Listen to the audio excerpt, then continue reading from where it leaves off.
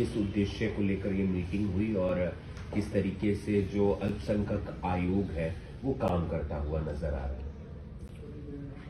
मैं तो शामगढ़ गांव में कोई सिख समाज की मीटिंग थी, उसके लिए आया हूं। तो जिला के अधिकारियों से मिले हैं, बात की है, काफ़ी अच्छा काम कर रहा है। हमारा जो मेन मकसद होता है वो to remove the sense of insecurity, inequality and injustice, इसके लिए ये माइनॉरिटी कमीशन काम करता है। और दूसरा, जो माइनॉरिटीज़ हैं उनकी एजुकेशन के लिए, उनकी एम्प्लॉयमेंट के लिए ये जो काम, जो स्कीम्स हैं, वो सारे देश में जितनी भी स्कीमें दूसरे लोगों के लिए हैं वो माइनॉरिटीज़ के लिए भी है। उसके अलावा भी कुछ स्कीमें हैं जिसका वो लाभ ले सकते हैं। तो बेसिकली देश में एकता, भाईचारा ये मजबूत हो, जहाँ भी कोई थोड़ी बहुत कोई किसी को डर भय की बात है उसको खत्म किया जाए, उसके लिए माइनॉरिटी कमीशन का। उनकी पढ़ाई को लेकर, उनकी तमाम स्कीम्स को लेकर किस तरीके से कदम उठाए जा रहे हैं ताकि वो बढ़ चढ़कर उसका लाभ उठा सकें, लाभार्थी बन सकें? देखो, ये है कि जहाँ सबसे जरूरी है education. Education of right to education में 8वीं क्लास तक तो free education for all Indians students, बच्चे जो हैं उनको यूनिफॉर्म भी फ्री मिलती है, किताबें भी फ्री हैं स्कूल में, और जो उसका फीस भी कोई नहीं है, एक समय का भोजन भी मिलता है। तो इसलिए ये 8वीं तक तो सारे नागरिकों के लिए एक ही चीज है। उसके अलावा जो ब्रिलियंट चाइल्ड है, जो अच्छा आगे पढ़ना चाहते हैं, माइनॉरिटी कमीशन जो है मिनिस्ट्री ऑफ माइनॉरिटी अफेयर्स की तरफ से भी उनको मदद की जाती है। सरकार की सभी स्कीमें सभी नागरिक तक है। जो प्रॉब्लम ये है कि लोगों को अपनी डेवलपमेंट स्कीम्स के बारे में ही जागृति नहीं। ये काम एडमिनिस्ट्रेशन का भी है, ये काम एजुकेशनिस्ट का भी है, ये काम जो एनजीओ चलाते हैं वो भी हैं, बल्कि धार्मिक आदमियों को भी चाहिए कि गवर्नमेंट की सभी स्कीमों के बारे में जितना भी लोगों में प्रचार हो वो कम है। तो उसके लिए क्या कदम उठाए जा रहे हैं? कमीशन तो अपनी तरफ से करता ही, हम जहां भी जाते हैं, आपके साथ भी बैठे हैं, बात कर रहे हैं।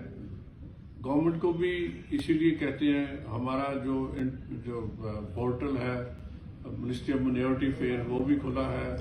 किसी को भी किसी तरह की इंफॉर्मेशन चाहिए वो हमसे ले सकता है, सहायता चाहिए वो हम ले सकते हैं। लेकिन लोगों तक ये बात लेके जानी, इसके लिए इतनी स्कीमें हैं, किसान की डेवलपमेंट के लिए, इंडस्ट्री के लिए, एमएसएमई के लिए, विश्वकर्मा स्कीम है, कोई भी ऐसा नहीं है।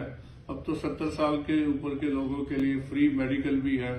ये आम आदमी तक पहुंचे, इसके लिए काम कर। सर, एक चीज का असेसमेंट नहीं होना चाहिए? हम देखते हैं कई राज्य ऐसे हैं वहां पर जो माइनॉरिटीज थे वो अब मेजोरिटी में आ गए हैं, तो ऐसे में उस चीज का दोबारा से असेसमेंट किया जाए, क्योंकि एक प्रतिशत रहता है जहां तक मुझे जानकारी है। देखो, ये दो तरह की है जो आप बात कर रहे हो। अगर किसी स्टेट में कोई एक धर्म के लोग मेजॉरिटी में हैं तो कुछ स्कीमें जो है उनके लिए अवेलेबल नहीं है,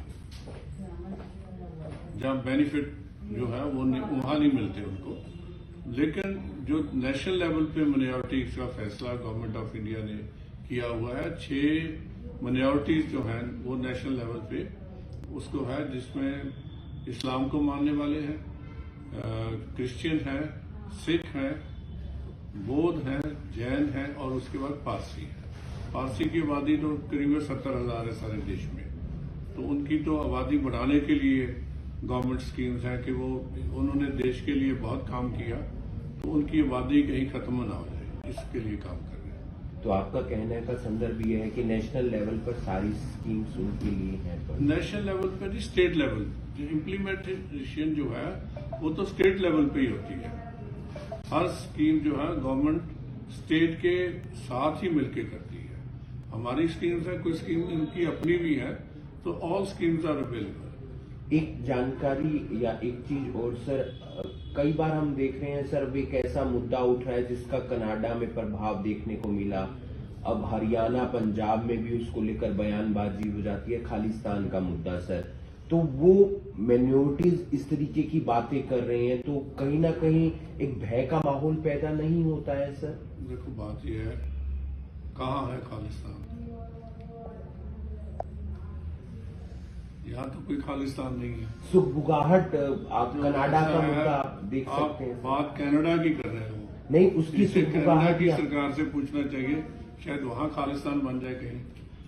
हाँ जी, वो उसके लिए दहशत तो यहाँ भी फैलाई जाती है ना, हाँ जी, खालिस्तान के नाम पे दहशत यहाँ फैलाई जाती है, कनाडा के लिंक यहाँ बनाई जाती नहीं है। हम जो कोई दहशत नहीं है, सभी लोग खुशी खुशी यहाँ रह रहे हैं, सारे सिख देशभक्त हैं। गुरपंत सिंह पन्नू फोन कर करके धमकाता है। अरे गुरपंत सिंह पन्नू एक क्रिमिनल है,